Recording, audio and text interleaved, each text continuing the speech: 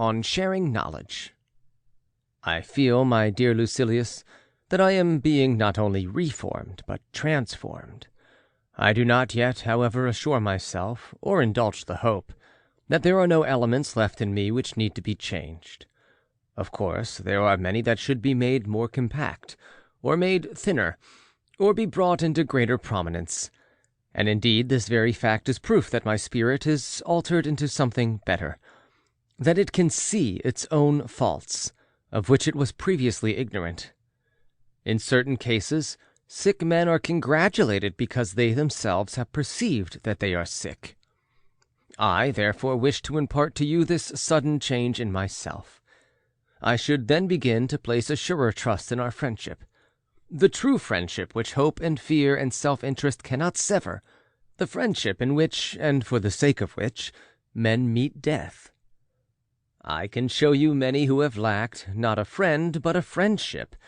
This, however, cannot possibly happen when souls are drawn together by identical inclinations into an alliance of honorable desires. And why can it not happen? Because in such cases men know that they have all things in common, especially their troubles. You cannot conceive what distinct progress I notice that each day brings me. And when you say, "Give me also a share in these gifts which you have found so helpful," I reply that I am anxious to heap all these privileges upon you, and that I am glad to learn in order that I may teach. Nothing will ever please me, no matter how excellent or beneficial, if I must retain the knowledge of it to myself.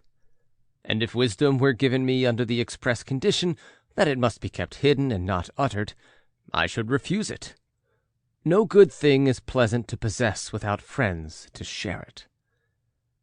I shall therefore send to you the actual books, and in order that you may not waste time in searching here and there for profitable topics, I shall mark certain passages, so that you can turn at once to those which I approve and admire. Of course, however, the living voice and the intimacy of a common life will help you more than the written word.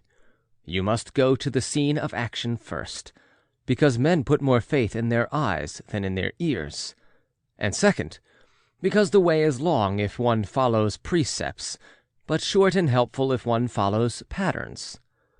Cleanthes could not have been the express image of Zeno, if he had merely heard his lectures. He shared in his life, saw into his hidden purposes, and watched him to see whether he lived according to his own rules. Plato, Aristotle, and the whole throng of sages who were destined to go each his different way, derived more benefit from the character than from the words of Socrates. It was not the classroom of Epicurus, but living together under the same roof, that made great men of Metrodorus, Hermarchus, and Polyaenus. Therefore I summon you, not merely that you may derive benefit, but that you may confer benefit, for we can assist each other greatly.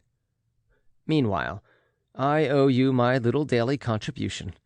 You shall be told what pleased me today in the writings of Cato. It is these words: "What progress, you ask, have I made? I have begun to be a friend to myself." That was indeed a great benefit. Such a person can never be alone. You may be sure that such a man is a friend to all mankind. Farewell.